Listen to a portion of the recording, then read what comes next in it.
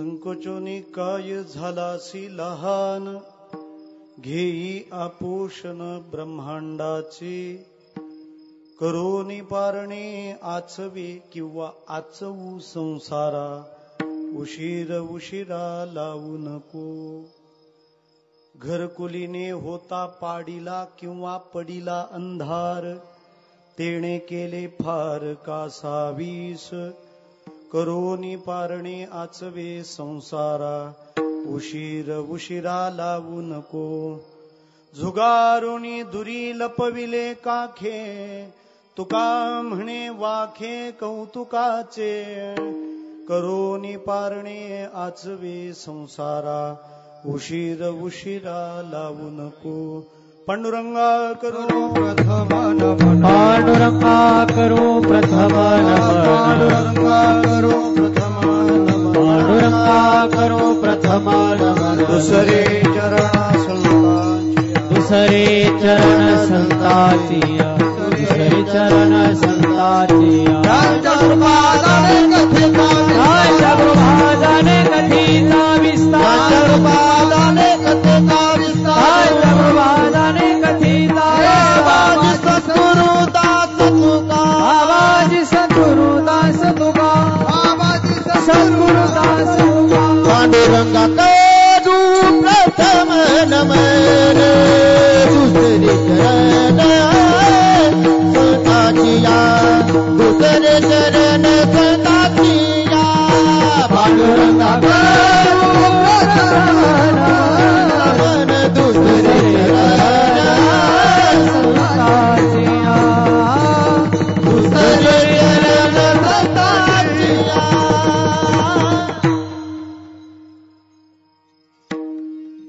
काय माझी वाणी मानेल संतांसी, रंजवू चित्तासी आपुलिया. ओम नमो ज्ञानेश्वरा करुणा करा दयाळा, तुमचा अनुग्रह लाधलो पावन झालो चराचरी. मस्तक माझा पायावरी या वारकरी संतांच्या. भगवान स्वरूप सर्व श्रोतृवृंदांच्या चरणारविंदी विनम्र भावाने वंदन करतो.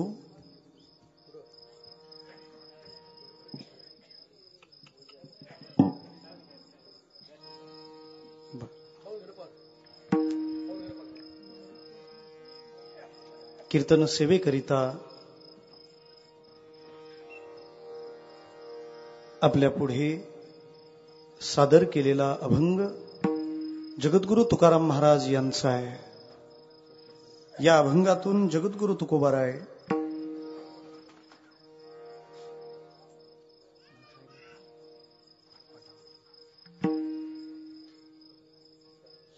झालं का? काय नाही बर, हे काय नाही मध्येच सगळं काही का असतं काही कळत नाही. प्रस्तुत बरं ठीक आहे. आता तुम्ही सगळे मला या कीर्तन सेवेकरता गायलेल्या अभंगातून जगद्गुरु तुकाराम महाराज माऊलींनी मोठ्या विश्वासाने अत्यंत सद्भावाने तुकोबाऱ्यांकडे पाठविलेला धरणेकरी त्याच्या समस्या समजावून घेऊन त्याचं नेमकं समाधान होईल असा मार्ग म्हणजे हा अभंग. विठ्ठला विठ्ठला विठ्ठला विठ्ठला विठ्ठला विठ्ठला. संत माऊली वामनभाऊ महाराज यांच्या पुण्यतिथी उत्सवाचा हा जिरेवाडी गावचा रौप्य महोत्सव आणि त्या उत्सवातली आजची ही असू द्या 7व्या दिवसाची कीर्तन सेवा समस्त ग्रामस्थांच्या भाविकांच्या वतीने माझ्यापर्यंत आलेली आहे. हा उत्सव पुण्यतिथीच्या निमित्ताचा आहे. पुण्यतिथी या संकल्पनेच्या बाबतीत सगळाच विश्वास साळगावकरांवर टाकून चालायचा नाही. कारण मरणाऱ्या कोणाच्याही ते पुण्यतिथी छापायला लागलेत. नेमकी पुण्यतिथी कोणाची असू शकते, त्या पुण्यतिथी शब्दाची कन्सेप्ट काय, नेमकी संकल्पना काय, तिथं पुण्य असा शब्द आल्यानं या सगळ्या घटनेचा, या उपक्रमाचा पुण्याशी काहीतरी संबंध असला पाहिजे असं सबंध लोकांना वाटतं. ते गैर नाही. पुण्य शब्द आल्यानं जो पुण्य करतो त्याची पुण्यतिथी करावी तर शक्यता कमी आहे. कारण जो पुण्य करू शकतो तो पापही करू शकतो. सप्त्याला पंगत देणारा पोराच्या वरातीमध्ये दारू पण पाजतो लोकांना, असंही होतं ना बऱ्याचदा. म्हणजे जो पुण्य करू शकतो तो पापही करू शकतो, त्याची पुण्यतिथी नाही. बरं, जो पुण्यच करतो त्याची तरी? अशा लोकांचा विचार आम्हाला करायला वेळ नाही महाराज. कारण त्याने पुण्य कमावलं, त्याची प्रायव्हेट प्रॉपर्टी त्याने वाढवली, आम्ही त्याचं स्मरण ठेवावं असा संबंध काय? आप तरी ताकी कौन बराही औरण को भलो नाम धराई. त्यांचे ते तरले ना. होडी एकटीच पलीकडे गेली, तिचा आभार मानावे काही कारण नाहीये, काही कारण नाही. मग पुण्य करतो त्याची पुण्यतिथी नाही, जो पुण्यच करतो त्याचीही पुण्यतिथी नाही. मग पुण्यतिथी कोणाची? पुण्य ज्याने प्राप्त होईल असा पुण्याचा धर्म जगाला विस्तारित करून जे सांगतात, पुण्यतिथी त्यांची करायला हरकत नाही. आता थोडं तुकोबारायांच्या भाषेत. संसाराच्या नावे घालोनिया शून्य, संसाराच्या नावे घालोनिया शून्य, संसाराच्या नावे घालोनिया शून्य, संसाराच्या नावे घालोनिया शून्य, वाढता पुण्य धर्म केला, धर्म केला, वाढता धर्म केला, धर्म केला, वाढता पुण्य धर्म केला, धर्म केला, वाढता पुण्य धर्म केला, धर्म केला. संसाराच्या नावी घालोनिया शून्य, वाढता पुण्य धर्म केला, वाढता पुण्य धर्म केला, वाढता पुण्य धर्म. राजा घालोनिया शून्य, वाढता पुण्य धर्म केला, वाढता पुण्य धर्म केला, वाढता पुण्य धर्म केला. आज माझ्या दोन्ही बाजू मजबूत आहेत. तुकोबाराय काय सुंदर सांगतात. संसाराच्या नावे शून्य घालूनिया हा पुण्य धर्म वाढता केला. असं ज्यांचं जीवन आहे पुण्यतिथी त्यांची आहे, पुण्यतिथी त्यांची आहे. दिवसातून एक क्षणभर सुद्धा दुसऱ्याचा विचार करू न शकणारी माणसं, ज्यांचं जीवनच जगा करताय, त्यांना कितपत समजून घेऊ शकतात हा प्रश्न मात्र अनुत्तरितच आहे, आम्हाला निरुत्तरच करणार आहे. या सगळ्या संत मंडळींचं खूप मोठं योगदान आहे. वैकुंठवासी सद्गुरू माऊली, संत माऊली, वमन भाऊ महाराज असतील, भगवान बाबा असतील.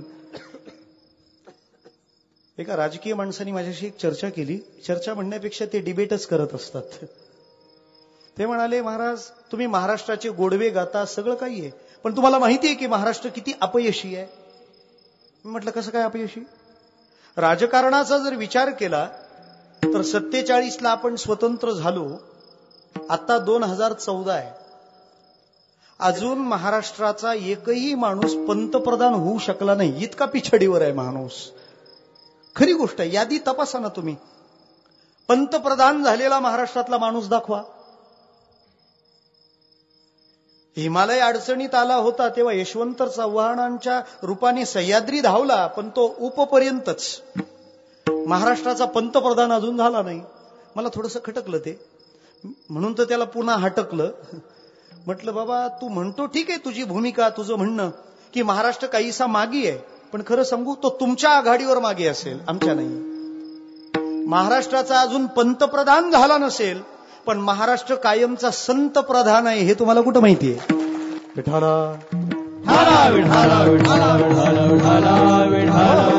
असा जिल्हा दाखवा, असा तालुका दाखवा, असा इलाका दाखवा, असा परिसर दाखवा की जिथं सत्पुरुषाचा जन्म नाही, जिथं सत्पुरुषाचं कार्य नाही. जरा अजून वेगळं बोलू. आपल्या भारतातल्या भारतात आपल्याला स्थलांतर करता येतं. घटनेनं तेवढं स्वातंत्र्य दिलंय. मग आपलं राज्य सोडून प्रत्येक माणूस जेव्हा बाहेर पडतो तेव्हा तो महाराष्ट्रातच काय येतो? का नाही त्याला दुसरं कोणतं राज्य आवडत? काय व्यवस्था नाहीत, सुविधा नाहीत? मग महाराष्ट्रातच काय यावंसं वाटतं? व्यक्ती कुठूनही आली तरी तिच्याशी प्रेमाने वागलं पाहिजे. ही जडणघडण इथल्या माणसाची ज्ञानोबा तुकोबांनी केली आहे. त्याच्यामुळे कोणत्याही माणसाला आपलं राज्य सोडताना महाराष्ट्रातच यावंसं वाटतं. खरं तर एवढी पण गर्दी करू नये. मी काही त्यांचा मनसे विरोध करतोय असं काही नाहीये, पण दिलसे हे सांगावंसं वाटतं की इथल्या माणसाची जी सहिष्णुता आहे ही ज्ञानोबा तुकोबांनी पोचली आहे. हा संतांचा परिणाम. इथली माणसं आनंदात राहू शकतात, दुसऱ्याला ठेवू शकतात, हा त्या भक्तीचा परिणाम आहे. संत इथं अवतरलेत, त्यानं हे सगळं भाग्य आम्हाला मिळालं. त्यांनी भक्ती पसरवली आहे, भक्तीचा प्रचार केला. भक्तीच्या निमित्ताने आनंदाचा धर्म आम्हाला प्राप्त झाला, म्हणून आम्ही आनंदी आहोत. दुसरा मार्ग नाही की समाजाला कायमचा आनंदी ठरवू शकेल. स्पेन्सर नावाचा एक इंटरनॅशनल फिलॉसॉफर झाला. तो स्पेन्सर असं म्हणतो की जगामध्ये शांती नांदण्याकरता फक्त नीतिशास्त्र पुरेस आहे. फक्त नीतिशास्त्र बस, याच्या पलीकडे काही गरज नाही.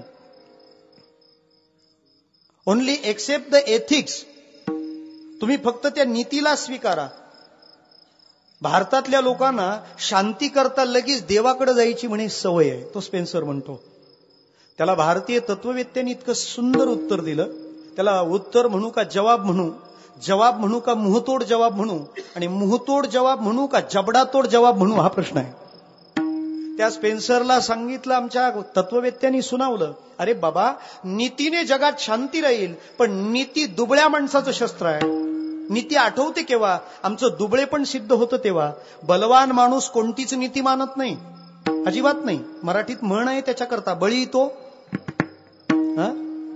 कान पिळी. कान नाही भेटल्यावर मान पिळी, त्याला म्हणतात बळी. दुरुस्त करा आता म्हण. इतकी ताकद. तो तिथं नियम मानत नाही, काही नाही, काही नाही. तिथं त्याचंच बळ आहे, तिथं नैतिकता नाही.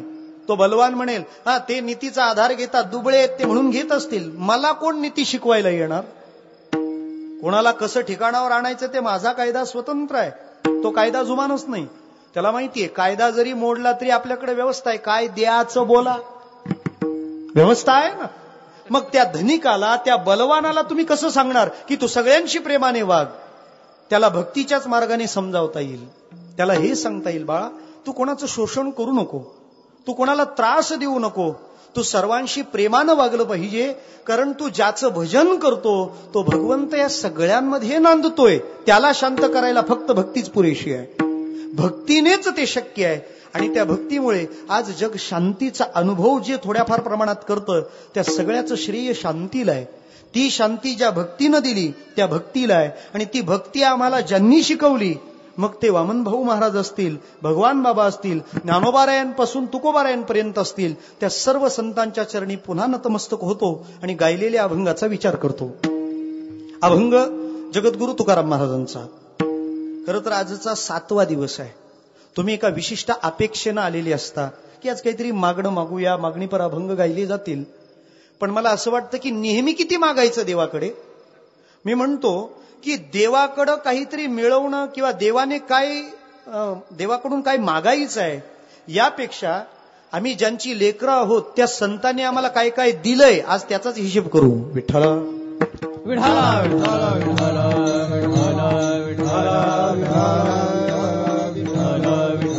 विठ्ठला. या अभंगाचा विचार करताना जरा 2 प्रकारची दृष्टी वापरावी लागेल.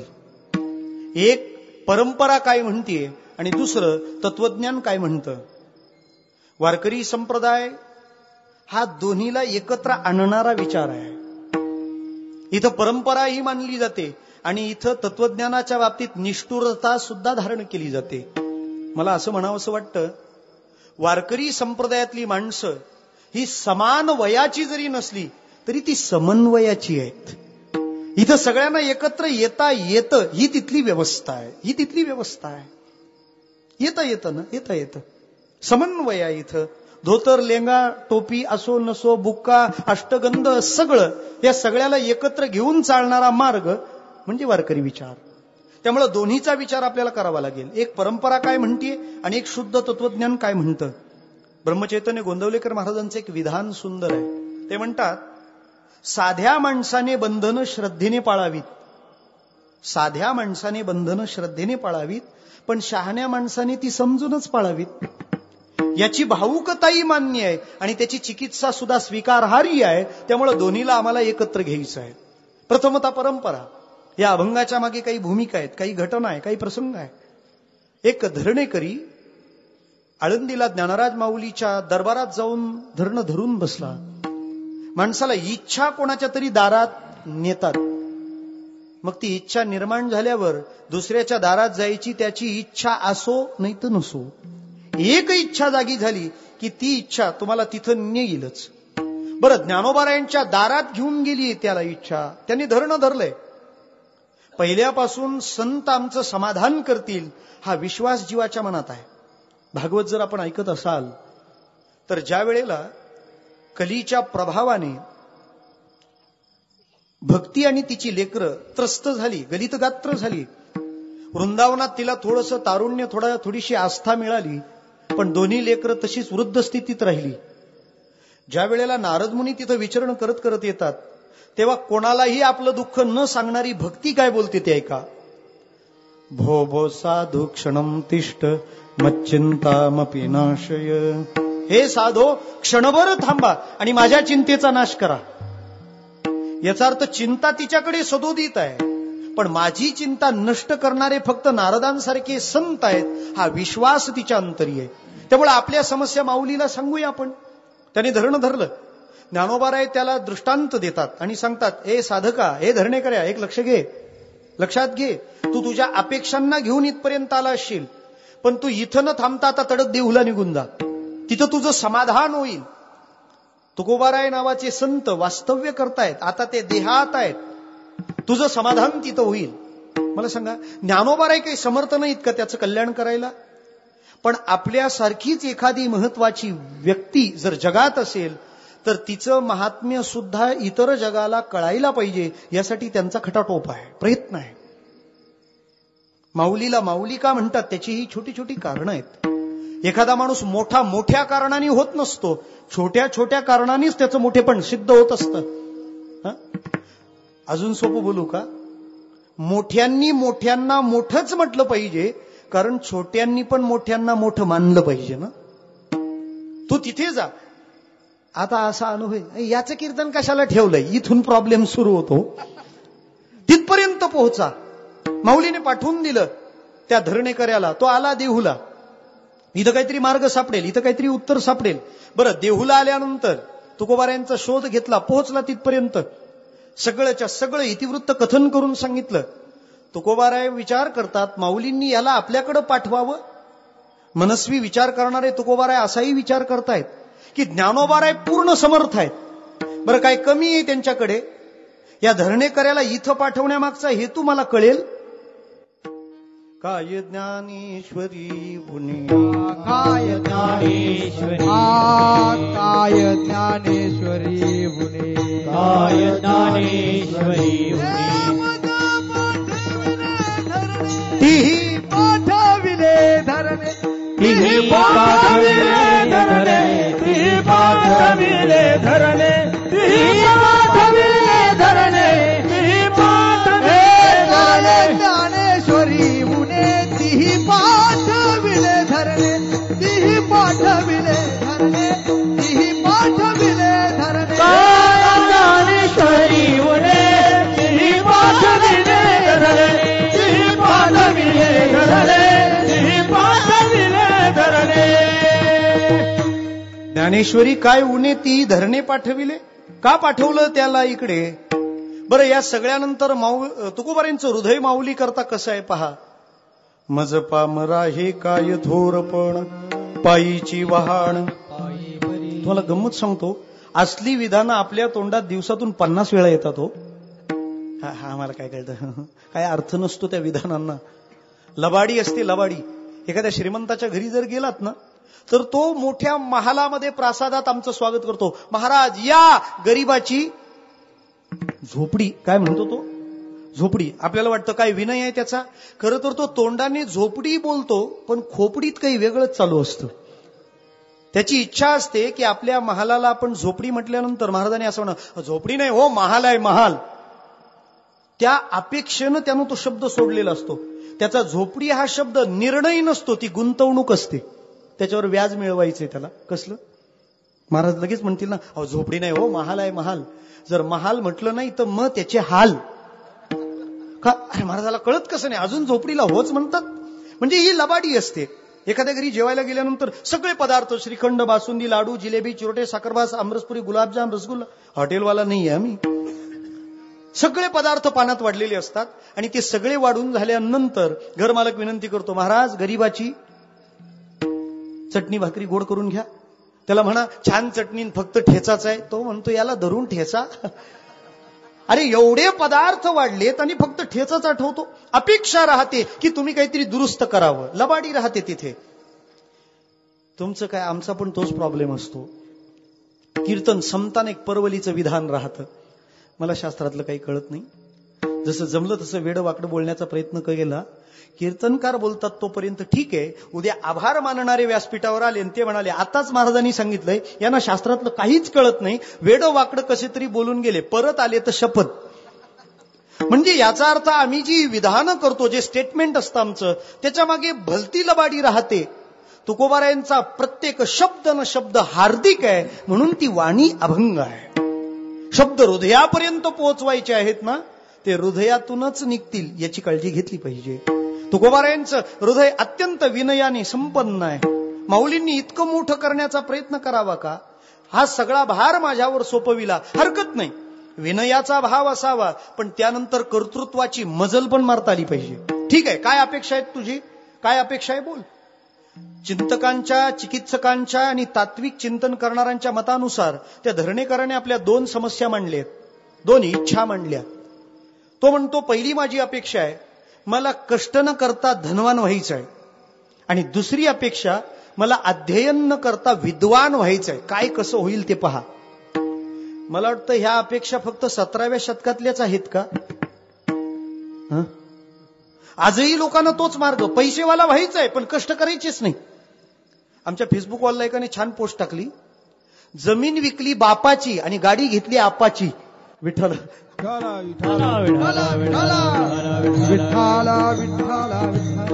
कष्ट करायची तयारीच नाही. आणि आज कष्ट करून धनवान व्हायला प्रतिष्ठा पण नाही हो त्या धनिकाला. तर बघा, काही करावं लागत नाही, नुसताच पैसा येतो. कष्ट न करता धनवान व्हायचं आहे, अध्ययन करायचं नाही, पण मला विद्वान व्हायचं आहे. या माझ्या अपेक्षा आहेत, या धारणा आहेत. पहा, तुम्ही यातून मार्ग काढा. दुसरी गंमत अशी आहे, जे जगद्गुरु तुकोबाराय आम्ही सदैव सुडके, त्या तुकोबारायांना हा माणूस, हा धरणेकरी विचारतो, मला धनवान व्हायचा मार्ग सांगा. किती वैचित्र्य असेल त्या क्षणात, त्या स्थितीला, त्या घडीला. ते व्यवसाय मार्गदर्शन केंद्र असतं ना, व्यवसाय मार्गदर्शन केंद्र, त्या केंद्र चालवणाऱ्यांनी सगळ्यांना शिकवायला सुरुवात केली. ह्या रीतीने पैसा कमवू शकता, असा धंदा करू शकता, असा रोजगार करू शकता.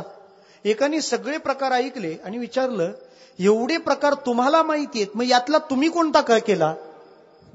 तो म्हणाला, हा रोजगार सांगणं हाच माझा स्वतःचा व्यवसाय आहे. तुकोबारायांना धनवान होण्याचा मार्ग तो विचारायला आलाय. लोकांच्या अपेक्षा भलत्या भारी राहतात. आमच्या भिवंडी तालुक्यात एक थोर आवलिया संत झाले, नित्यानंद स्वामी, नाव ऐकून असाल. मंगलोरचे होते ते, गणेशपुरीला राहायचे.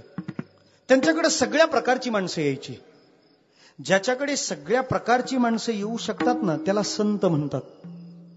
सगळ्यांना तिथं पोहोचता आलं पाहिजे. संत सर्कलमध्ये राहत नाहीत, सर्कल मधून सरकल्याशिवाय संत होता येत नाही. विठ्ठल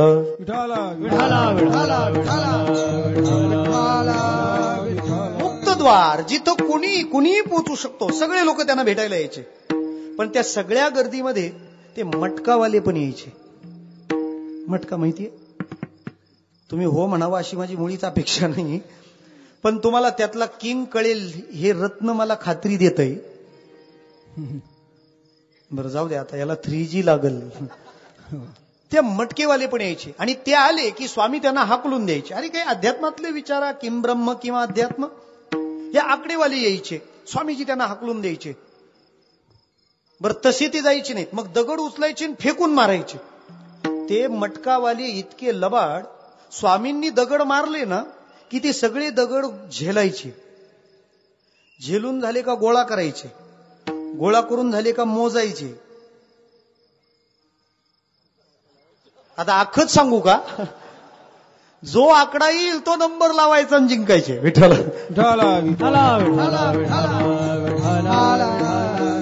अरे ज्याच्या त्यागाने त्याचं साधुत्व सिद्ध झालंय त्याच्याकडून मला एक कळत नाही की साईबाबांना नवस केल्यावर मजले वाढतात बंगल्यांचे, म्हणजे कमालच आहे ना. तो महात्मा अवलिया स्थितीत राहिला, एक धारणा राहते यांचं असलं की बरं होईल. रवी महाराज आमच्याकडे एका कीर्तनकाराने जीप घेतली, जीप, आणि तिच्या टायटलला विठ्ठल कृपा लिहिलं. विठ्ठल कृपा. महिन्यातून 3 ऍक्सिडेंट झाले. शेवटी तो स्टिकर काढला, माऊली कृपा लिहिले. 6 महिने झाले व्यवस्थित आहे. विठ्ठल एक धारणा राहते इथं ते सगळं होईल, त्या आशेनं तो तिथं आलाय. तुकोबाराय म्हणतात आता याच्यावर उपाय तरी कोणता करावा, उपचार तरी कोणता करावा. कारण कोणत्याही अडचणीतून बाहेर काढणाऱ्याच्या करता जे उपाय योजले जातात हे उपाय 2 प्रकारचे असतात. एकाला म्हणतात टेम्पररी आणि दुसऱ्याला म्हणतात परमनंटली. एक तात्पुरता असतो आणि दुसरा कायमचा असतो. तात्पुरता म्हणजे तेवढ्या पुरतं, पत्र गळायला लागलं तर डांबर टाकणं तात्पुरता उपाय आहे. नाथांनी भागवतात एका उदाहरणाने या सगळ्याची चर्चा केली आहे. एखाद्याच्या केसात जर उवा झाल्या, एखाद्याच्या म्हणू जाऊ द्या थोडी मेहनत घ्या जरा, एखादीच्या केसात जर उवा झाल्या तर त्यांचा कार्यक्रम छान राहतो. खेड्यातलं क्लायमेट तर एकदम बेस्ट. दुपारी जेवण खाणं भांडी कुंडी आटोपली की सगळ्या एकत्र येतात, छान. तिच्या पुढ्यात ती, तिच्या पुढ्यात ती, एक एका जोरात कार्यक्रम असतो. अवघे धरू एक एका साह्य करू, बस कार्यक्रम सुरू राहतो त्यांचा. नाथांनी असं चिंतन केलं, एक एक काढून मारणं हा तात्पुरता उपाय आहे, आणि ज्याच्या केसात खूपच झालंय त्याचे केसच काढून टाका ना, जंगल गेल्यावर प्राणी राहण्याचा प्रश्नच कुठं, हा कायमचा उपाय आहे. मला गमतीनं सांगावंसं असं वाटेल, जीवाचा प्रत्येक उपाय तात्पुरता असतो, संतांचा कोणताही उपाय कायमचा असतो. विठ्ठल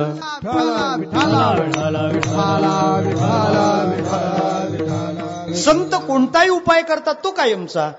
आपल्या दैनंदिन जीवनाचं अवलोकन करताना ज्ञानेश्वरी बदलावी लागली का? तुकोबारायांच्या गाथेत बदल करावासा वाटला का? नाही. आपलं राज्य चालतं घटनेनं, किती वेळा बदलली गेली आहे, किती वेळा घटना बदलली. घटना घडली की घटना बदलली, कोणतीही घटना घटनेला बदलवते. संतांचं जे शास्त्र आहे, संतांची जी पद्धती आहे कायमची आहे, लॉंग लाईफ आहे, लाईफ टाईम आहे असं म्हणेन मी, कायमची, त्यात बदल नाही. तुकोबाराय त्या संपूर्ण समस्यांचं अन्वेषण करतात, शोध करतात, संशोधन करतात, तपासणी करतात, चाचपणी करतात, त्याचं अवलोकन करतात, त्याचं अध्ययन करतात. संतांनी जे जे काही आम्हाला दिलेलं आहे ते तसं आलं दिलं काहीतरी असं नाहीये. काय द्यायचं आहे त्याचा अभ्यास केलाय, तपासलंय त्यांनी सगळं. शोधून आले संत हिताहित जगाचे, संत एकांती बैसले, ही व्यवस्था आहे, हे अध्ययन आहे. मग तुकोबाराय विचार करतात, याला धनवान व्हायची इच्छा आहे, याला सन्मान मिळवायचा आहे. तुकोबाराय त्याला म्हणतात, अरे बाबा तू जो प्रॉब्लेम घेऊन आलास ना, या प्रॉब्लेम मध्ये बरेच प्रॉब्लेम दडलेले आहेत. तो म्हणाला काय दडलेलं आहे सांगा ना. तुकोबाराय म्हणतात, तुझी पद्धतीच पूर्णता, तुझं जे सिस्टम आहे तेच बरखास्त करावं लागेल. म्हणे कसं काय? पहिली गोष्ट, तुला जे मिळवायचं आहे ते योग्य नाही. तुला जे मिळवायचं आहे ते योग्य नाही. तू मिळवण्याची जी पद्धत अंगीकारलीस ती योग्य नाही, आणि ते मिळवण्यासाठी स्वतःचं जे प्रारूप तू ध्यानात घेतलंय तेही योग्य नाही. सगळंच अयोग्य आहे. पहिलं काय योग्य नाहीये? तू जे ध्येय ठरवलं ते योग्य नाही का? कष्ट न करता तुला धनवान व्हायचं आहे, पण धन हे काय अंतिम आहे का? तुम्ही जर मुंबईला, आता बरीचशी इथलं शिक्षक मंडळींचंच गाव आहे हे, मुंबईचा अनुभव असेल. मुंबईला लोकल आहेत, लोकल आहे ना, त्याच्यामुळे लोकल आहे. त्या आता नव्या लोकल आल्यात ना, त्या लोकलना एक बोर्ड असतो. त्या बोर्डला 2 स्टेशन नेहमी डिक्लेअर होतात, next station and destination. Next station म्हणजे पुढचं आणि डेस्टिनेशन म्हणजे शेवटचं. आम्ही जे काही मिळवायला निघालो ते जर अंतिम असेल तर संतांची त्याला हरकत नाही. पण पैसा काय अंतिम आहे का? धन मिळाल्यानंतर मग मानाची अपेक्षा राहते, मानानंतर पुढे काही ना काही होतं. स्लॅब पडल्यावर गज वर निघतात की नाही? म्हणजे आम्ही जे काही करायला निघालोय ते अंतिम नाही. त्यामुळे ध्येयाच्या बाबतीत तुकोबारे म्हणतात, इतकं अल्प आणि अलीकडचं ध्येय तुझं आहे. बरं, पद्धती काय आहे तुझी? पद्धतीचा विचार करताना तू म्हणतो तुम्ही काहीतरी करा, म्हणजे कल्पतरू वादाचं समर्थन तो करतोय. आपोआप अशी काहीतरी जादू होणार आहे आणि मला काहीतरी मिळणार आहे. तिसरी गोष्ट आहे की त्याने स्वतःचं जे रूप धारण केलंय, मी हे सगळं मिळवायला निघालोय, तो हातपाय गाळून बसलेला आहे, कच खाऊ अशी त्याची प्रवृत्ती आहे. स्वतःबद्दलची एक अल्प अशी धारणा आहे. मग तुकोबाराय म्हणतात, या सगळ्या समस्यांमधून याला जर बाहेर काढायचं असेल तर मूळ भूमिकेलाच सुरुंग लावावा लागेल. त्यामुळे तुकोबारायांनी मागच्या अभंगामध्ये तसे विषय हाताळलेत. नाही रीता ठाव तुका म्हणे पसरी भाव. तू स्वतःची सगळी धारणा अल्प केली, तुझं ध्येय ते सुद्धा अल्परीतीने ठरवलंय.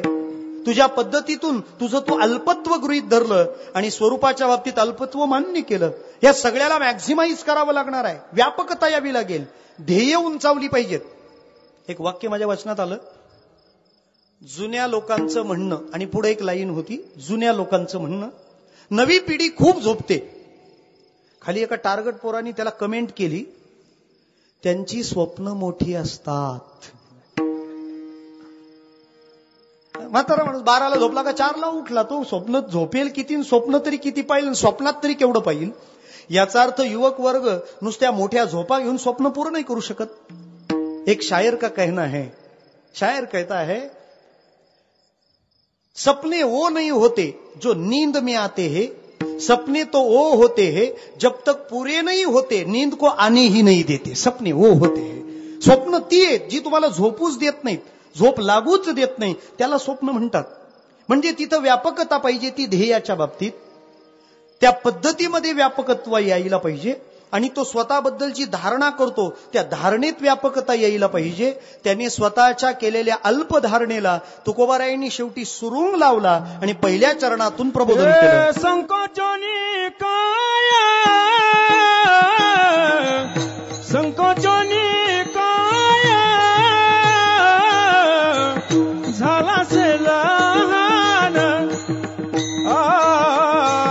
झाला से लहान, झाला से लहान. संकोचनी काय, संकोचनी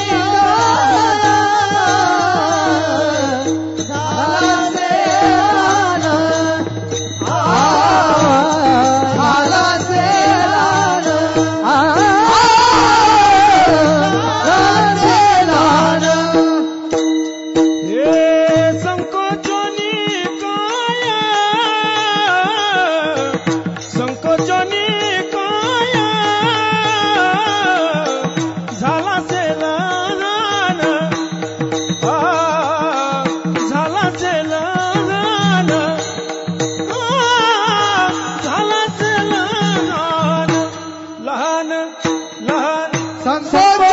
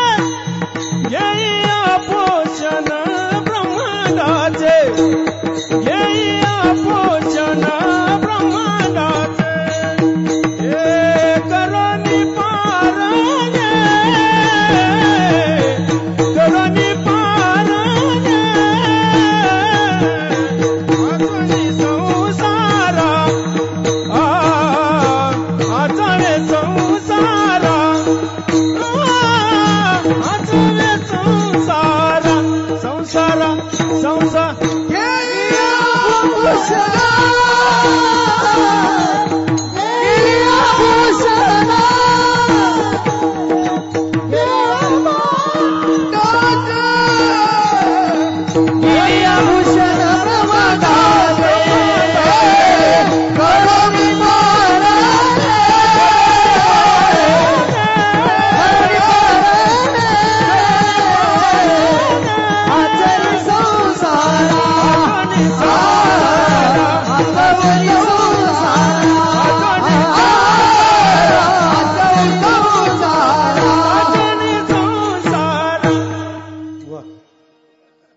संकोचोनी काय झालासी लहान.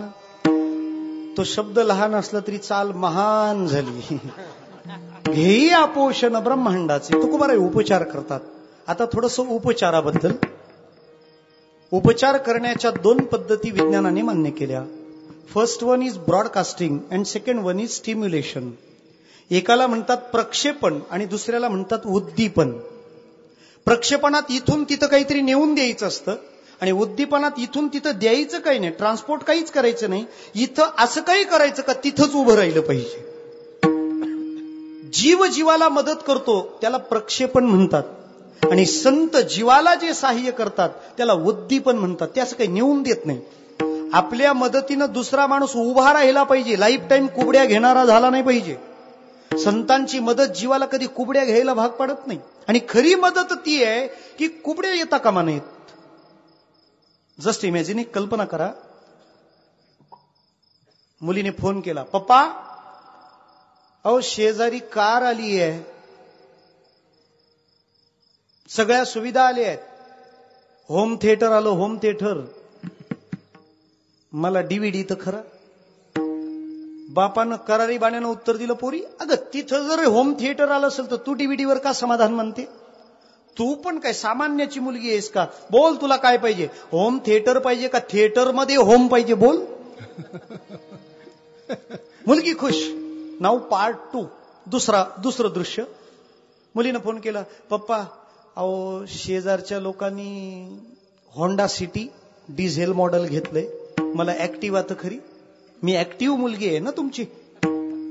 बाप म्हणतो, पोरी अगं तू तरी काय ऍक्टिव्हावर समाधान मानते? तू पण होंडा सिटीचं स्वप्न पहा ना. सिविक घे, आयव्ही टेक घे. तू कशाला हलकं स्वप्न पाहते? पण माझी एक विनंती आहे, तुझ्या गरजांच्या उद्दीपनाने उत्पन्न होण्याने तू माझ्या पुढे ह्या मागण्या का सांगतेस? तुला जी वस्तू हवी आहे ना ती मिळविण्याकरता तू प्रयत्न वाढव, आळस कमी कर, अनाठायी होणारा खर्च टाळ, वेळेचा अपव्यय टाळ. म्हणजे पुढचं पाऊल टाकू नको, पवित्र रिश्ता जोडू नको. फालतू सिरियल मध्ये तुझा जो वेळ जातो ना त्याऐवजी तो कामाधंद्यात लाव, बचत कर आणि त्या बचतीतून जे काही येईल ती वस्तू तुला हवी ती मिळव. बापाचं ते म्हणणं ऐकलं. मुलीने फोन ठेवला, आपटला नाही. द्यायचं आपण. आता ये फक्त उतार्यावर सही घ्यायला. विठ्ठल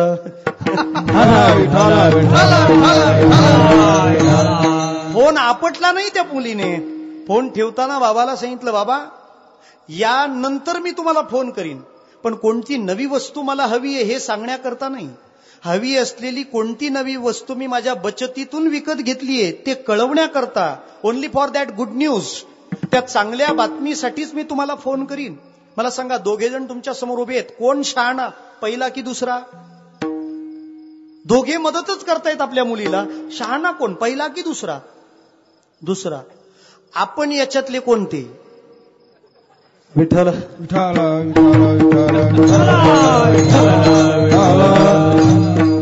आठवीला मुलगा जातो, त्याला काही नाही, अँड्रॉइड पीस. Why this? कशा करताय हे? त्याच्या क्षमता, या सगळ्या गोष्टीचा विचार तुम्ही त्याला सक्षम करा आधी आणि मग त्याला काही द्यायचं ते द्या. किंबहुना तुम्ही सक्षम केलं की त्याला हवं तो ते मिळविणारच आहे ना. कुबड्या देऊ नका, त्यांच्याकडे कुबड्या देऊ नका. एक स्वयं प्रतिभेनं ते जीवन उभं राहिलं पाहिजे. उपचार हा उद्दीपनाचा असला पाहिजे, प्रक्षेपणाचा नाही. आणि मी तर म्हणतो प्रक्षेपणाला आपल्या जीवनात काही अर्थच नाही. बाहेरून कुठली गोष्ट इनलोड होऊच शकत नाही. काहीच येत नाही बाहेर फक्त क्लायमेट तयार होतं, बाहेर फक्त क्रिएट केलं जातं, पण जे निर्माण होणार आहे ते आतूनच होतं, बाहेरून नाही. सोपं बोलू का? गुलाबजाम आहे, गुलाबजाम कसा लागतो? गोड. तो गोड असतो म्हणून का जिभेला लागतो म्हणून? असतो म्हणून. मग पायाला लावून बघा, पोटाला लावा, गोडाऊन टच, नाही तर डोक्याला लावून पहा. पण डोकं लावून पहा. गुलाबजाम गोड असणं पुरेसं नाही, मग त्याचा स्पर्श कशाला व्हावा? जिभेला. बरं, अख्ख्या जिभेला तो गोड लागतो का? आता गुरुजी लोकांचंच गाव आहे. जिभेला, अख्ख्या जिभेला गोड लागतो गुलाबजाम? नाही. त्या जिभेवरचा जो जिभेचा भाग आहे, पृष्ठभाग आहे, त्या भागावर चवीचे एरिया सुद्धा रिझर्व आहेत. म्हणजे आरक्षण ही तशी जुनी कल्पना आहे. विठ्ठल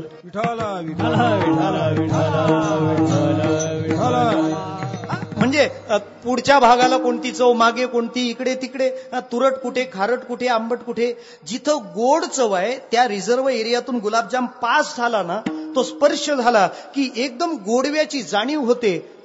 खाणाराच्या गालावर कळी खुलते, समजायचं आता गोड लागलं. गुलाबजाम बाहेरून येईल, गोडी बाहेरून नाही आली. गोडीचा अनुभव आतून आला, बाहेरून काही येत नाही. मी तर म्हणतो की गुरु ज्ञान देतो हे म्हणणं तरी कितपत सत्य मानावं. माऊलीचा काय किती छान प्रयोग आहे तिथला. माऊली म्हणते ते फक्त तिथून देतायत असं वाटतं, खरं तर तो व्यवहारच होत नाहीये. मोटके गुरुमुखे उदयी जत दिसे, एरवी तरी हृदय स्वयंबची असे. ते तिथून येतं असं दिसतं, पण ते तिथून इथं येत नाही. तिथं उच्चार झाला की इथला आहे ते फक्त जाग होतं. जाग, वेकअप, उठ आता, जागा हो. ही भावना जी आहे ती आतून होणारी आहे, ती बाहेरून आणता येत नाही. गरुडासारखे पंख आणता येईल, पण गगनाला गवसणी घालण्याची भरारी आतच असावी लागते. त्या झेपेची ओढ गगन चुंबण्याची ती आतून असली पाहिजे, बाहेरून नाही. संत जो उपचार करतात तो पूर्णतः प्रक्षेपणाचा. त्याला असं काही करतायत की तो आतूनच उभा राहिला पाहिजे, तो आतूनच उभा राहिला पाहिजे. यातच त्याचा खऱ्या अर्थाने कल्याण विचार होईल. हा विश्वास संतांना आहे. बाहेरच्या गोष्टीवर कितपत विश्वास ठेवाल? त्याला सक्षम केलं पाहिजे. आया मुलांना पोचवायला जातात शाळेत. मुंबईत हा प्रकार फार जोरात आहे. अगदी शाळेपर्यंत त्याचं दप्तर ही ईच्या खांद्यावर नेते आणि शाळा सुटली की ते दप्तर पुन्हा. ठीक आहे, तुमचं प्रेम तुमच्या लेकरावर आहे, मला मान्य आहे. दप्तर वजनदार आहे हेही मला मान्य आहे. पण तुमच्या मुलाचं ओझं तुम्ही तुमच्या पाठीवर घेऊ नका. त्यापेक्षा 2-4 घास त्याला जास्त खायला घाला आणि त्याचं ओझं व्हायला तोच कसा सक्षम होईल असा प्रयत्न करा. तुम्हाला प्रयत्न करायचा आहे तर त्याला सक्षम करा. हे दप्तर फक्त निमित्त आहे, हे फक्त ओझं आहे. त्यामागचा भाव काय की तो सक्षम झाला पाहिजे, तो सक्षम झाला पाहिजे. पण काही वेळेला माझी सायकोलॉजी असं म्हणते की फक्त बाळाचं ओझं घ्यावं हाही भाव नसतो. आईच्याही मनात तेव्हा येतं. आपण शाळेत जायचो तेव्हा इतकी छान दप्तरं नव्हती. विठाला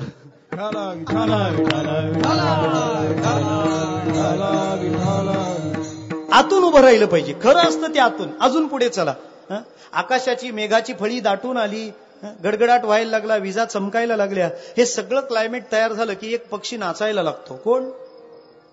मोर. छान नाचतो, छान. सगळे कुठंतरी आडवळणाला दडी मारून बसतात, पण मोर तेव्हा बाहेर येतो आणि नाचायला लागतो. या सगळ्या नाचवण्यामागे भूमिका छान आहे ना कोणाची तरी. तुका म्हणे मेघ नाचवी मयूरे, लपविता खरी येत नाही, लपविता खरी येत नाही, लपविता खरी येत नाही. तुका म्हणे मेघ नाचवी मयूरे, लपविता खरी येत नाही, लपविता खरी येत नाही, लपविता खरी येत नाही. मेघ मयुरे नाचवी खरे लपविता येत नाही तुका म्हणे. पण मला तुकोबारायांशी थोडंसं भांडायचंय महाराज. आमची एक अडचण आहे. कोणती? मेघ जर मोराला नाचवतो तर मग त्या मेघाच्या बरसातीमध्ये सगळ्या वातावरणात बाकीचे लपून बसतात, तो मोरच का नसतो? त्याचं उत्तर असं आहे, बाहेरचं क्लायमेट तयार होतं तेव्हा नृत्य हे त्याचं हृदगत आहे. त्या गोष्टी डेव्हलप होतात, विकसित होतात. बाकीच्यांना सांगून बघा नाचतात का ते? पाऊस नसताना एरवी मोराला ना सांगून बघा ना. आम्ही शाळेत सांगायचो, नाच रे मोरा आंब्याच्या वनात, नाच रे मोरा नाच, काळा काळा कापूस पिंजला रे, ढगांसी वारा झुंजला रे, आता तुझी पाळी वीज देते टाळी, फुलवू पिसारा. ही पद्धत होती ना. गायचो आम्ही कविता, छान गायचो, निदान नशीबवान तरी होतो. आता पोरांचे नशीब इतके फुटलेत ना, विचारा त्यांना कशा असतात त्यांच्या कविता. मी शेतावर उभा आहे आणि बांधाकडे बघतो. कशाला बघतो तू? 10 ओळीची कविता आणि 50 ओळीत उत्तर यांच्या बापाने ठेवलंय. अरे काही भावना त्यामध्ये. मग तो मोर त्या सगळ्या क्लायमेट नंतर ती भावना विकसित झाली की मग नाचायला लागतो. याचा अर्थ नृत्य पाऊस देत नाही त्याला, नृत्य ही त्याची जात आहे. फक्त त्याचं उद्दीपन होणं गरजेचं आहे. उद्दीपन पाहिजे मग नृत्य. एरवी पाऊस थांबल्यावर त्याला जाऊन सांगा, अरे तू मोरा नाचत होता पण माझा मेगा पिक्सल खिचात होता, शूटिंग करायचं राहिलं. हे मोर वन्स मोर.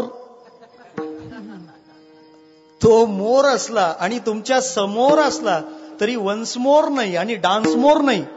वंसनी सांगितलं तरी नाही. विठ्ठल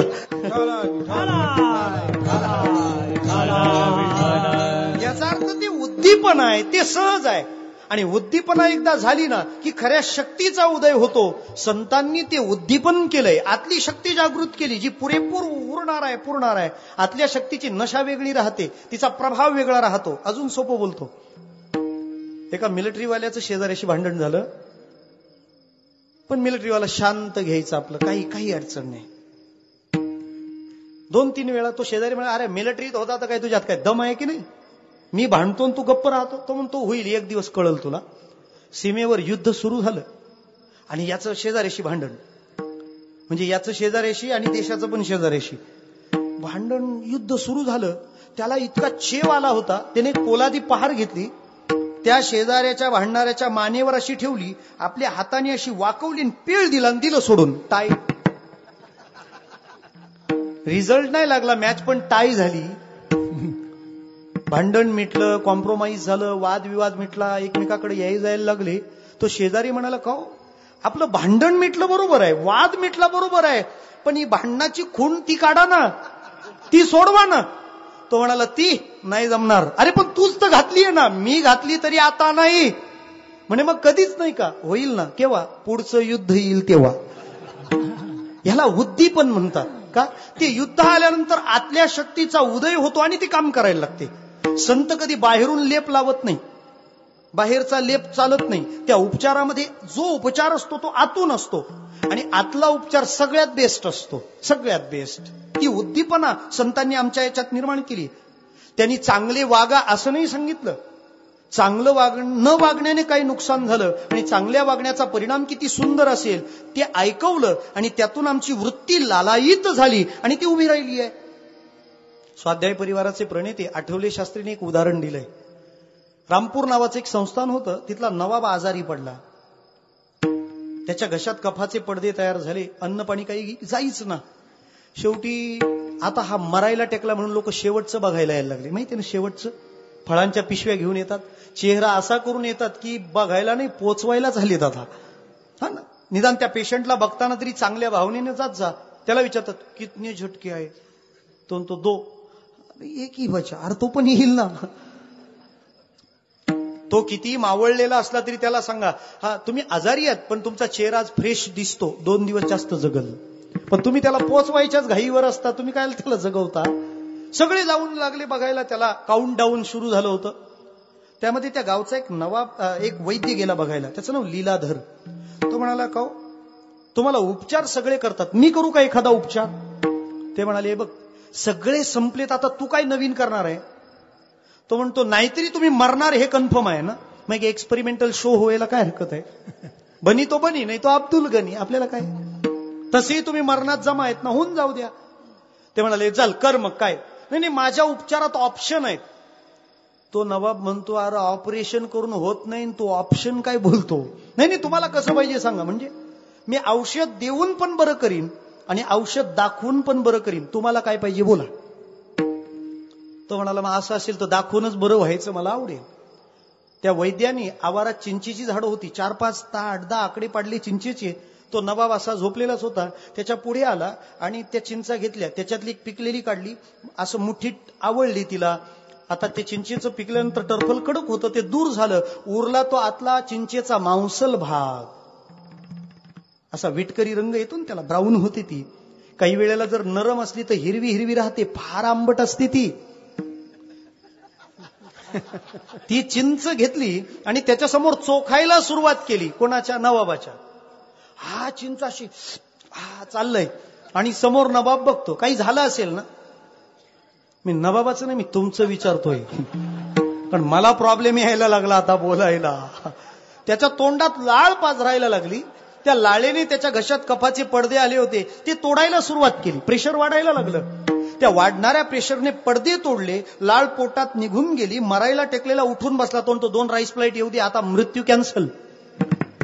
देऊन नाही, दाखवून असं काहीतरी करावं की तो लालायित होईल, तो उत्साहित होईल, तो उद्दीपित होईल. तुकोबारे त्याच्या वर्माला हात घालतात, तेजाचा स्फुल्लिंग चेतवतात आणि त्याच्या अपयशाच्या त्या भावनेला सुरुंग लावतात. काय सुरुंग लावला? संकोचोनिकाय झालासी लहान, हे आपोषण ब्रह्मांडाचे उद्दीपन इथं आहे. तू दुबळेपणाचा विचार टाकून दे. एक छान भावगीत मला खूप आवडतं. झटकून टाक जीवा दुबळेपणा मनाचा. दुबळेपणा झटकून टाक.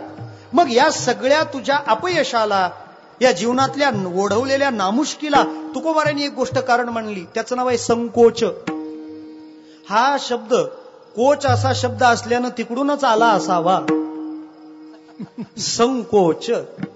आता हा संकोच तुकोबाराय त्याला कारण मानतात. बघा, त्याच्या ध्येयात तो संकुचित आहे, कारण त्याची ध्येय सुद्धा सामान्य आहे. बरं, पद्धतीमध्ये पण तो संकुचित आहे. त्याला काहीतरी आयतं मिळावं, तो कष्टसाध्यता मानत नाही, प्रयत्नवाद मानत नाही. आणि तिसरी गोष्ट, तो स्वतःला दुबळा मानतोय, लेचापेचा मानतोय. संत त्या सगळ्याला कारण एकच गोष्ट ठरवतात, संकोच. मला संकोच शब्दाबद्दल बोलायला अजिबात संकोच वाटत नाही, पण समाजात किंवा ह्या जगात जितकं नुकसान कोणत्या युद्धाने केलं नसेल, तितकं नुकसान फक्त संकोचाने केलंय. मी तर असं म्हणेन की युद्ध तरी का होतात हो? संकोचानेच ना.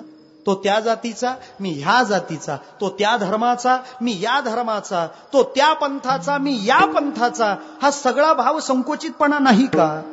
हा सगळा भाव संकोचितपणा नाही का? आम्ही दैवतांच्या उपासनेत लागलो असताना त्याच्या पलीकडे माणसं आहेत, आम्हाला त्यांच्याशी व्यवहार नाही नीट करता आला. स्वामी विवेकानंदांच्या जयंतीला 150 वर्ष पूर्ण होत आहे, झाली. त्यांचं एक सुंदर विधान आहे, आपण ऐकाल. स्वामीजी म्हणतात, माणसं मंदिरात देवाची पूजा करायला जातात, मूर्तीची पूजा करायला जातात. देवाची मूर्ती माणसानं बनवलेली होती, ती माणसानं बनवलेली आहे. ती माणसानं बनवलेल्या देवाच्या मूर्तीची माणसं पूजा करतात. पण माणूस नावाची मूर्ती जी देवाने बनवली आहे, तुम्ही तिच्याशी प्रेमाने कधी वागणार? विठ्ठल विठ्ठला विठ्ठला विठ्ठला विठ्ठला विठ्ठला विठ्ठला विठ्ठला विठ्ठला. तपासा, आपल्या जीवनात लगेच सर्च मारा. मी कोणाकोणाशी नीट वागत नाही. बरं, आपण कसे वागतो, आपल्या सिनियरशी कसे वागतो, त्यावरून आपली जात ठरत नाही. आपल्या ज्युनियर लोकांशी आपण कसे वागतो, that is your perfect identity. तुम्ही तुमच्यापेक्षा जे निम्नस्तरीय आहेत त्यांच्याशी तुमचा व्यवहार कसा आहे, तिथं संकोच नको. बरं, तत्वज्ञान म्हणतं की ज्या संकोचाला संत दूर करायला निघालेत, तो संकोच दोन्ही बाजूला नुकसान करतोय. एक समष्टीची बाजू आहे आणि दुसरी वेष्टीची बाजू आहे. समष्टीच्या बाजूला संकोच नुकसान करतोय म्हणजे, दोघी जणी एकत्र आल्या आणि चर्चा सुरू झाली. दोघी जणी एकत्र आल्या म्हटल्यानंतर चर्चा सुरू झाली म्हणायची मला काही गरज नाही, कारण ते आपसुक राहत. चर्चा सुरू झाली, म्हणे काय ग, तुझ्या गंगीचं लग्न झालं कशी आहे? अख्ख्या पाथर्डी तालुक्यात एवढी नशीबवान पोरगीच नाही. हा, सगळं भरपूर आहे, विपुल आहे, अफाट जमीन जायदाद प्रॉपर्टी सगळं काही विपुल प्रमाणात आहे. तिचा नवरा जावई अगदी देखणा, गोरा पान, राजपिंडा स्वभाव. लग्न झाल्यापासून अजून गंगूच्या शब्दाबाहेर जरा सुद्धा नाही. काय भाग्य आहे. एकीनं मिठाचा खडा टाकला, काय ग, पण मग गंग्याचं पण लग्न त्याच वर्षी झालं. तो कसा, नाव काढू नको मेल्याचं. लग्न झाल्यापासून ढुंकून बघायला तयार नाही, मेला. बायको सांगेल तसंच, बायको सांगेल तसंच, नुसता बैल आहे बैल. आता गंग्या जर बैल, मग गंगूचा नवरा नंदी बैल नाही का? हा साधा व्यवहार आहे. अरे, माझ्या मुलीचं जावयानं ऐकलं तर मी भाग्यवान. मग थोडं सुनबाईचं पोरानं ऐकलं तर बिघडलं कुठं? बिघडलं कुठं? हा संकोचच आहे ना. इकडं ज्या नजरेने पाहता तुम्ही तिकडं त्या नजरेने का पाहत नाहीत? ही भावना संकोचाची नाही का? सांगा मला, ही भावना संकोचाची नाही? समाजात नुकसान होतंय, कुणाचं तरी शोषण होतंय, संतांनी त्या संकोचाच्या विरोधात मोहीम उघडली. मग जातीपातीनं आलेला, धर्मानं आलेला, उपासनेला आलेला संकोच असेल, तुकोबारायांनी संतांनी हाक मारताना सगळ्यांना मारली, लहानांना मारली, थोरांना मानली. यारे यारे लहान थोर, यारे लहान थोर, याते भलते नारी नर,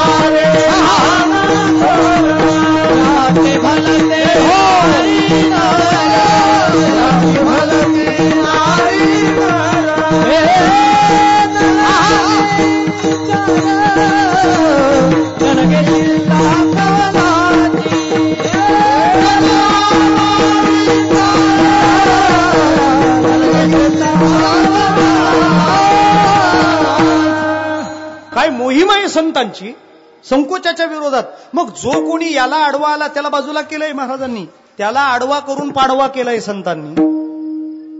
माऊलीचा विचार पहा, वेदाला सुद्धा चिमटा काढावा.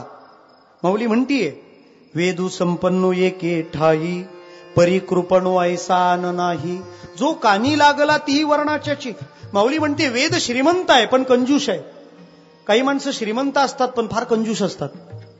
काही वेळेला ती कंजूस असतात म्हणूनच श्रीमंत असतात. त्या वेदाला चिमटा काढला, अरे का असं करतो, येऊ दे ना, सगळे येऊ दे ना, सगळे येऊ दे ना.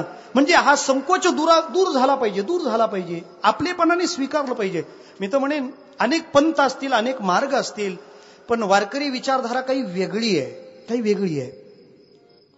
इथं ठराविक गंधच लावून यायला पाहिजे असाही काही नियम नाही.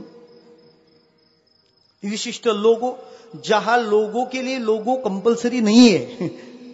तुम्ही जसे असाल तसे. आमच्या भिवंडीला एक थोर संत झाले, शांताराम भाऊ जयवंत. त्यांच्याकडे माणसं याची चिंता वगैरे घेऊन, तो म्हणाला, भाऊ फार टेन्शन आहे हो. आता टेन्शन म्हणजे फारच कठीण काम आहे. आता लोकांचं जीवन व्यापलंय. आज सकाळी मी एक पोस्ट पाहिली, अमेरिकेमध्ये तरुण शासन चालवतात आणि म्हाताऱ्यांना पेन्शन देतात.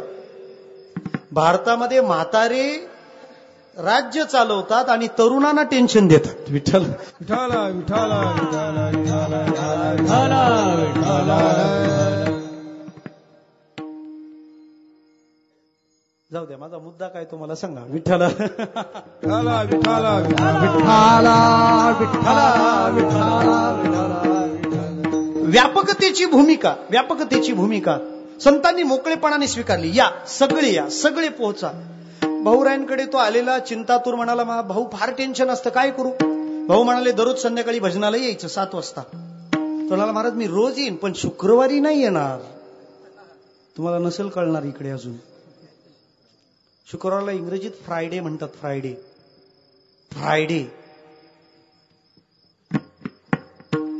जाऊ द्या, त्याला आता मुंबईला जावं लागेल. Friday, some public doing fry that day call Friday. Fry करणारे ते म्हणाले, आमच्या घरी त्या दिवशी कोंबडी खाल्लं जातं, बकरं खाल्लं जातं, मी शुक्रवार सोडून रोज येईन. भाऊ म्हणाले, का नाही येणार. बकरं खातो म्हणून, कोंबडं खातो म्हणून, आखा टोनगा खा पण भजन चुकवायचं नाही. काय व्यापकता आहे महाराज, काय व्यापकता आहे संतांकडे, काय व्यापकता आहे. संकोचाच्या विरोधातली मोहीम. बऱ्याचदा कीर्तनात एखादा दारू पिणारा उठून उभा राहतो. मी म्हणतो कीर्तनाची शोभा आहे तो माणूस. दारू पिऊन उभा राहतो एखादा, महाराज छान चाललंय, लोक म्हणतील दहा याला मारा, त्याला बाहेर काढून शांतता प्रस्थापित केली जाते, बरोबर आहे. पण मला कधी कधी असं वाटतं, एवढी महागाईची प्यायल्यानंतर सुद्धा त्याला कीर्तनाची नशा तिकडून इकडं खेचून का आणते काही कळत नाही. तो नाही कुठं कोपऱ्यात बसू शकत. त्याला असं वाटतं कधी एकदा कीर्तनाला मी पोहोचतो. ही स्थिती आहे ना. संत त्या सगळ्याला मूड पापी जैसे तैसे, म्हणजे सर्क्युलरच असं पास करून ठेवलंय की सगळ्यांचं उद्धार, सगळ्यांचं कल्याण कर, सगळ्यांचा उद्धार कर. मग समाजाचं नुकसान करतो संकोच. संतांनी तिकडं मोहीम आखली. पण वैयक्तिक जीवनात पर्सनल लाईफमध्ये किती नुकसान करतोय संकोच, तिकडं त्यांची मोहीम. ज्या वेळेला स्वामीजी अमेरिकेत गेले त्यांच्या आधी एक पादरी बोलायला उभा राहिला आणि तो म्हणाला माणसाने ईश्वराकडे गेलं पाहिजे कारण माणूस पापी असतो म्हणून. त्याचं बोलणं थांबल्यावर स्वामी उभे राहिले. ते म्हणाले माणसाने ईश्वराकडे गेलं पाहिजे, तो पापी असतो म्हणून नाही, तो ईश्वराचा लाडका पुत्र असतो म्हणून. माणूस पापी नाहीये, माणूस पापी नाहीये.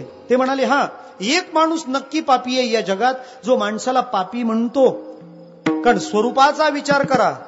तुका म्हणे कैची किव, तुका म्हणे कैची किव, तुका म्हणे कैची किव, म्हणे कैची किव.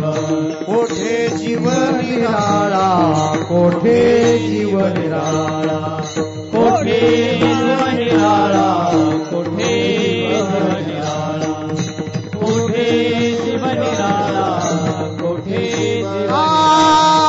तुका म्हणे कैची किवा, कोठे जीव निराळा, कोठे जीव निराळा, कोठे जीव निराळा.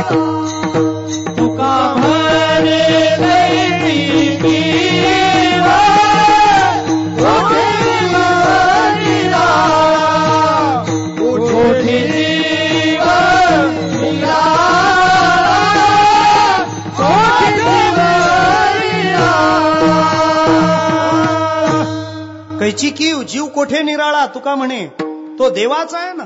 आम्हाला श्रुती शास्त्र संत काय ओरडून सांगतात, अमृतस्य पुत्र आहात, तुम्ही अमृताचे पुत्र आहात. ही भावना आम्हाला कशी विसरता येईल. आणि ही भावना जेव्हा जागी होते ना तेव्हा आत्मविकास होऊ लागतो. आपण जे आहोत तिथं जायला लागतो. संकोचाने इतकं नुकसान केलं. काही माणसं सतत बोलला मला जमणार नाही, मला होणार नाही. याच्याने होईल काय ते माहिती नाही. सगळ्या गोष्टी आत आहेत. तुमच्यातली नकारात्मकता स्वरूपाविषयी जर जागी झाली तर you are loss your own energy. तुम्ही सगळ्या ऊर्जेचा ऱ्हास करता, सगळ्या ऊर्जेचा ऱ्हास. नकारात्मक चिंतन केलं की ऊर्जा वजा होत जाते. संत म्हणतात स्वतःबद्दलचा चिंतनाचा विचार चांगला ठेवा. ईश्वर माझ्या आत नांदतो, मी दुबळा कसा असेन. आणि असा विचार जे करतात त्यांची ऊर्जा वाढीला लागते. त्यांच्या कार्यात ते यशस्वी होतात. तुम्ही मॅच पाहता, कॅन्सर नावाचा रोग झाला तर माणूस मरतो हे कन्फर्म आहे. एका खेळाडूला तो झाला, पण त्याने विचार केला की माझा आत्मा अमर आहे. तो आत्मा ज्या देहात वास्तव्य करतो त्या देहाशी त्या संबंधाने काही परिणाम होत असेल. मला कॅन्सर झालाच नाही, मी अजर आहे, मी अमर आहे, असं चिंतन केलं आणि तो खेळाडू कॅन्सर मधून बाहेर आला. आज तेवढ्याच ताकदीने छक्के मारतो ना. कोण? युवराज सिंग. अध्यात्म काही जीवनापासून दूर असतं होय. हीच ती धारणा आहे. भगवंत माझ्या आत आहे. अहम ब्रह्मास्मी, अयमात्मा ब्रह्म, प्रज्ञानम ब्रह्म, सर्वम खलविदम ब्रह्म. म्हणजे काय? मी आनंद रूप आहे. या वृत्तीचं सतत चिंतन, सतत स्मरण पाहिजे. ही भावना जर विकसित राहिली तर किती ताकद येते हो. एक हारे आत्मा जीव शिव समान, एक हारे आत्मा जीव शिव समान. हारे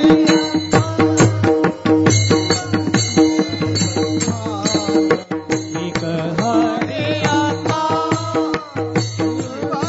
शिव समान. हे वाया तू दुर्गम नधारी मन, वाया तू दुर्गम नधारी मन.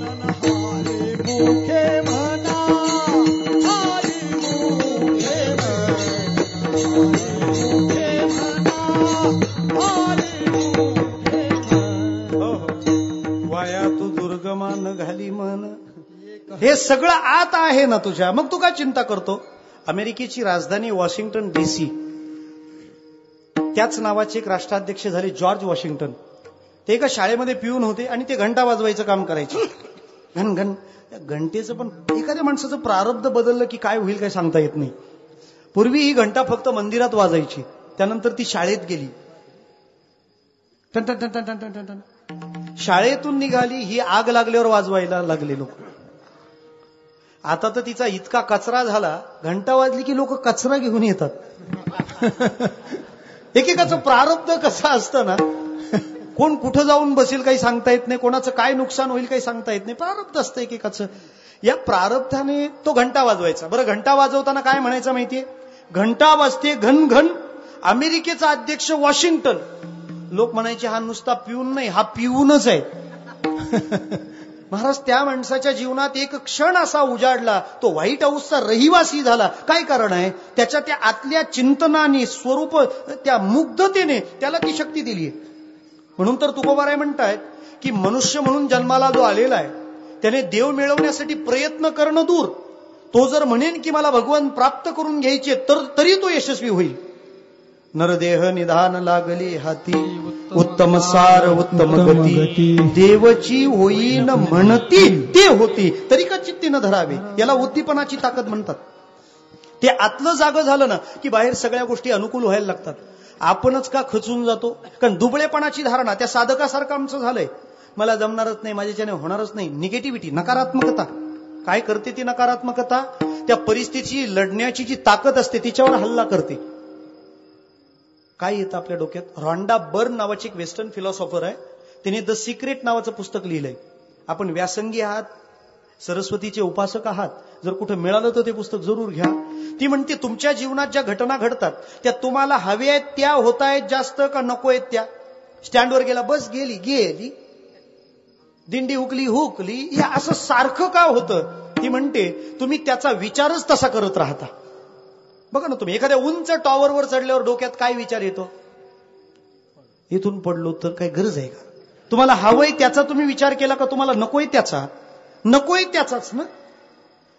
एक्सप्रेस हायवेला गाडी टाकली, टायर फुटला तर? पुलावरून गाडी चालली, पूल तुटला तर? एसटीत चढताना पिशवी घेतली का?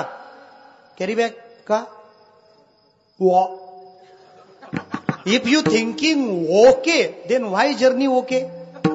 तुम्ही जर ओकण्याचा विचार सतत कराल तर मग तुम्हाला त्याच्यापासून वाचवेल कोण? कारण फिलॉसॉफी असं सांगते की नकारात्मकता तुमच्या ऊर्जेला धक्का लावते. कसं सांगतो ना, पावसात भिजल्यावर काय होते? सर्दी. बरं, जेवढ्या वेळा तुम्ही पावसात भिजला तेवढ्या वेळा सर्दी झाली का? नाही झाली. मग कसं काय? हे गमक कसं? हे समीकरण कसं? ज्या वेळेला तुम्ही पावसात भिजता आणि तुमच्या मनात हा विचार येतो की बहुतेक आज मला सर्दी होणार, कन्फर्म, तात्काळ आरक्षण तुमचं. का? त्या सर्दीच्या विरोधात लढायला शरीराने जी ऊर्जा राखून ठेवली होती ना, बस तुम्ही तिलाच गळती लावून दिली. हा नकारात्मकतेचा विचार तुम्हाला खिन्न बनवतो, दुःखी बनवतो, अल्प बनवतो, अशक्त बनवतो, असमर्थ बनवतो, संदिग्ध बनवतो, संशयी बनवतो, आपत्तीकडे नेतो. मी ते पुस्तक वाचलं, डोक्यात विचार सुरू होता. तेव्हा तुमच्या नाशिक जिल्ह्यात गेलो, कीर्तनाला निफाडला, अभंग गायला कीर्तनाचा. ऐसे का हो न करा काही. पहिलं चरण गाताना माझ्या डोक्यात विचार आला, जर मी हा अभंग विसरलो तर? काय गरज नव्हती. पहिलं चरण सुखरूप झालं, दुसरं झालं, तिसरं झालं. तुका म्हणे आठवेच ना. ध्रुपद दोनदा गायलं. मग कीर्तनकार हुशार असतात, लवकर उघडे पडत नाहीत. ध्रुपद दोनदा, पण तुका म्हणे आठवतच नाही, काय करावं? मग मनात एक विचार आला, करणे ते हेची करा हा अभंग तो सारखाच आहे. सध्या तात्पुरतं त्याचं तुका म्हणे याला लावून गाऊन घेऊ, आठवलं का करू दुरुस्त. मी त्याचं तुका म्हणे गायलं, त्याला मागून एक टाळकरी पुढे आला, महाराज याचं हे नाही. हा म्हटलं कुठलं आहे ते घ्या ना गाऊन. मी अभंग चुकलो त्या दिवशी, पण सिद्धांत कळून चुकलो की नकारात्मकता तुमच्या ऊर्जेचा ऱ्हास करते, तुमच्या रिझर्व्ह एनर्जीला लॉस करते. मग संत आम्हाला तिथं भरीव विचार करायला लावतात. असा विचारच करू नका मी अल्प आहे, मी पापी आहे, मी दुःखी आहे, मी दोषी आहे. अरे भगवंत जर माझ्या हृदयात नांदतो, मी पाप करीनच कसा? दैवी विचारांचा तो झरा झंझावात माझ्या हृदयात आहे, मी व्यसनाधीन होईनच कसा? मी भ्रष्टाचारी असेनच कसा? मी हिंसाचारी होईनच कसा? मी व्यभिचारी असेनच कसा? ही उद्दीपना आज गरजेची आहे. तेव्हा हे जगत सन्मार्गाचा आश्रय करील. प्रत्येकाला मी चांगला आहे ही भावना, मी सशक्त आहे, मी समर्थ आहे, ही उद्दीपन गरजेचं आहे. तुकोबाराय त्याला जाग करतात. तू सामान्य नाहीस, तू दुबळा नाहीस, तू समर्थ आहेस, तुझ्या आत सगळी शक्ती आहे, तू शक्तीचा झरा आहेस, झंझावात आहेस. उठ, विचार कर. अशक्य तुला काहीच नाही. असेल अवघड ते तू पार करू शकतो. तुझ्या अपेक्षांना विस्तारित कर. ती सगळं ऐकल्यावर तो तयार झाला. जसे आपण आता उठून जायला तयार व्हाल तसा तो ते सगळं करायला तयार झाला. पण त्यांनी एक शंका विचारली, महाराज मी जर असा आहे, सशक्त आहे, समर्थ आहे, परब्रह्माचा आहे, ममैवांशो जीवलोके म्हणण्यानुसार मी देवाचा आहे, मग माझ्या मनात असे दुबळेपणाचे विचार काय येतात? महाराज म्हणतात हे संसाराचं सान्निध्य, प्रपंचाच्या संघाने. तो दुःखरूप आहे, तो अल्प आहे. तुलाही त्यांनी तसंच केलं. गायाळाचा करिता संघ, अंगे अंग माखावे, तशी तुझी स्थिती झाली. आणि खरी गोष्ट आहे, आपण आनंदमय आहोत ना. मग आज व्यथा का वाढल्यात? त्याला कारण आपलं क्लायमेट, सराउंडिंग, ऍटमॉस्फिअर, क्लायमेट, या सगळ्या गोष्टी कारण आहेत. ज्या वातावरणात आपण वावरतो तिथं आपल्या आनंदमय सशक्त स्वरूपाला मान्यच केलं जात नाही. ती संसारी माणसं तर एकमेकाला अशी चाचपत राहतात. बरं आहे ना, बरं आहे ना, म्हणजे बरं असावं या शुभेच्छा नाहीत. आमचं अख्खच कोसळलंय, तुमचं कोसळलं का नाही बघूया, चेकअप. बरं आहे ना. आपण पण तोंड वाचलेलंच राहतं. काय बरं, कसलं काय आहे ते बरं आहे. पाऊस पडत नाही, पेरणी होत नाही, मुलीचं लग्न जुळत नाही, मुलाला मुलगी भेटत नाही, लोन मिळत नाही, भेटलंय ते फिटत नाही. तुम्ही एवढी गाराणी गायली ना, त्या विचारणाला जरा बरंच वाटतं, रिलॅक्सिंग. का? त्याला हे कळतं की आपल्याच जगण्याला आग लागली असं काही नाही. हा पण तसाच आहे, हा पण तसाच. याच्या उलट जर तुम्ही म्हणाला मी मस्त आहे, मी काय असतं, दुसऱ्याचं दुःख दिसलं का आपलं हलकं होतं. गावात जर आपल्या चाळीतली लाईट गेली ना तर फार वाईट वाटतं. अख्ख्या गावाची गेली की मग बरं, हा सगळ्यांची गेली का, हा बरं झालं. ही पण एक सायकोलॉजी आहे, मेंटॅलिटी आहे. बघा तुम्ही, कीर्तनातून आपली चप्पल गेली की फार त्रास होतो, पण आपल्यापेक्षा दुसऱ्यांच्या 2-3 कोऱ्या गेल्या ना आपलं लगेच वजा होतं. हा, ही मानसिकता आहे. तुम्ही रेल्वे स्टेशनला तिकीट घ्यायला उभे राहता ना, तुम्ही सगळ्यात शेवटी उभे असता, फार वाईट वाटतं. पण तुमच्या मागं 2-3 साचले का कोणाच्या तरी पुढे असल्याचा तुम्हाला जो आनंद होतो तो अवर्णनीय. मग ती सगळी चाचपणी होते. तुम्ही जर त्यांना बोललात ना मी मस्त आहे, आनंदी आहे, त्याला टेन्शन येतं. याला कसं टेन्शन नाही? हा चुकला का काय त्या टेन्शन मधून? ते थांबत नाही महाराज. ते ब्लूटूथ ऑन करतात, डिव्हाइस पेअर करतात आणि सेंडिंग. तुला काय कळतं का? आता जमीन विकून घे, प्लॉट विकून घे, नंतर भाव वाढणार आहेत. हा म्हणतो यातलं मी काहीच केलं नाही. आपणा सारीखे करीती तात्काळ. मी टेन्शन मध्ये येतो, तू पण टेन्शन मध्ये पाहिजे, ही धारणा आहे. विचार करा, जीवनात काय गमावलंय आपण? आनंदाचे अंश आहोत. कुठे गेला आनंद? काय नाहीये सुविधा आपल्याकडे? किचन में कप सेट, बेडरूम में बेड सेट, हॉल में टीवी सेट, लेकिन सेट हर वक्त अपसेट. चेहरा जब देखो फिक्स रेट. हसणं माहिती नाही लोकांना आज, आनंद माहिती नाहीये. फोटोग्राफर आपल्याला सांगतो हा जरा हसा, काय दिवस आले आपल्यावर? हे हसणं पण त्यांनी सांगावं का? हा आनंद गेला कुठे? आम्ही जर भगवंताचे आहोत, जर रसो वैसा हा, तो आनंद रूप आहे, तुम्ही दुबळे का? महाराज म्हणतात त्याचं कारण हे या संसाराची संगती. मग महाराज त्याच्या बाबत काय करायचं? दुसरं चरण. करोनी पारणे आचवू संसारा, करोनी पारणे आचवू संसारा, करोनी पारणे आचवू संसारा, करोनी पारणे आचवू संसारा, करोनी पारणे आचवू संसारा, करोनी पारणे आचवू संसारा.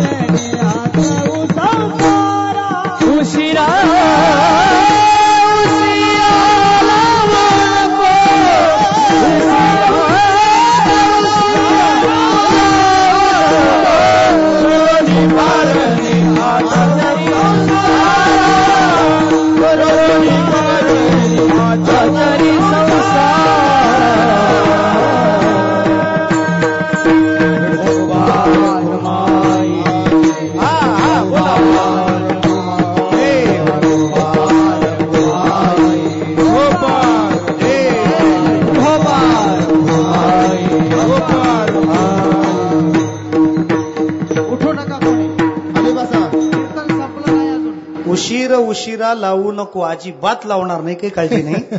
महाराज म्हणतात हा विचार कल्पनेने उभा केला होता. घरकुलीने होता पाडीला अंधार, तेने केले फार कासावीस. त्या भावनेनं कासावीस केलंय. पण तू या रीतीचा विचार कर, तुला बरं वाटेल. जेव्हा आपल्या समस्येचा उलगडा झाला, इतकं सोपं आहे. तो तुकोबारांचे आभार मानायला लागला. तुम्ही मोठा उपकार केला, माझ्यावर कृपा केली, यातून मला बाहेर काढलं. तुकोबारे म्हणतात काहीच नाही, तुला झाला होता भ्रम, सगळं तुझं तुझ्या जवळ आहे. मी निमित्त मात्र ठरलो.